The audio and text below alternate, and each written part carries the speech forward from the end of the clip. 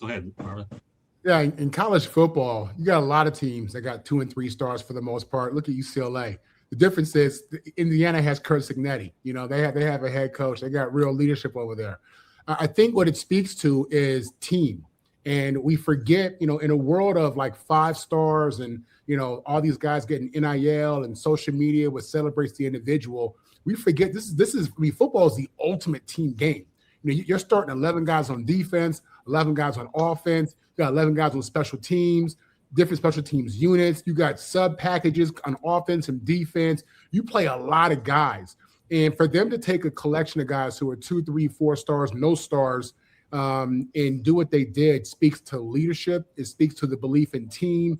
It speaks to what happens when you have guys who are focused on team. Watching the game, they were talking about how one of the wide receivers at Indiana had an opportunity to hit the transfer portal early when Kurt got there in his first year. And Kurt had convinced this guy to stay and just develop, which today is, people don't do that anymore. Now it's, let me get that check. And I'm not mad at that. I'm not mad at that these kids want to get paid. They've been told to get paid their whole life, and they've seen their parents and all these adults in our society chase the check. So why should the kids be any different? But for Kurt to be able to convince these kids to focus on team, to focus on development, to do it in Indiana. This isn't a sexy city where they're at. Like Mel said, USC, UCLA. We're in LA. You know what I mean? Ben's on there in Florida. A lot of things popping in Florida. You know what I mean? Indiana there's nothing out there. You got nothing out there but cows and grass and cornfields. And listen, the first time I went meth labs. The first time I went to Indiana was to play Notre Dame.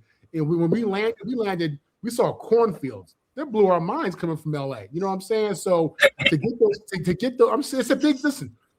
Just like kids grow up in Indiana and it's a different culture out there, different scenery. When they go to LA, they see bright lights and all that stuff.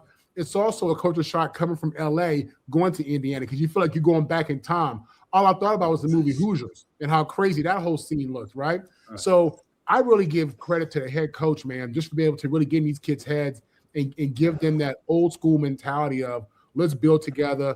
It's about the Jimmys and the Joes, no doubt about it. And granted, typically when you say Jimmys and Joes, you're talking 4 and 5 star guys. Nah, we're talking about football players, guys who might not have all the stars, but they got all the heart, as Mel was saying.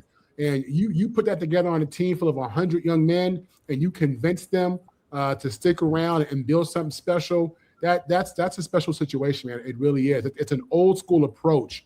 And I was rooting for Indiana.